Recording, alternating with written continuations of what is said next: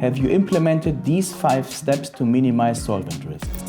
There are 5 proactive steps to minimize solvent risk. Step number 1, eliminating. That means if you can eliminate a hazardous substance from your process, you simultaneously have eliminated all the risk. If elimination is not an option for you, you have always the chance to substitute a more hazardous substance by a low hazardous substance. Third step in the row is engineering. Engineering means use of modern closed technology, mostly running under vacuum, especially when you have a flammable liquid in use. A closed loop delivery system, like a SAFECHEM system, will also help to reduce risk. Solvent maintenance practice lead to a good condition of the solvent. A good condition of the solvent prolongs the lifespan of the solvent. The longer the lifespan is, less bath exchanges are needed. Less bath exchanges leads to less contact to human and environment. Step number 4, administration is all about increase the conscious of risks. The aim is to sharpen the awareness of risks, reminding operators to read the MSDS or the safety instructions, placing the cleaning machine in areas with low traffic.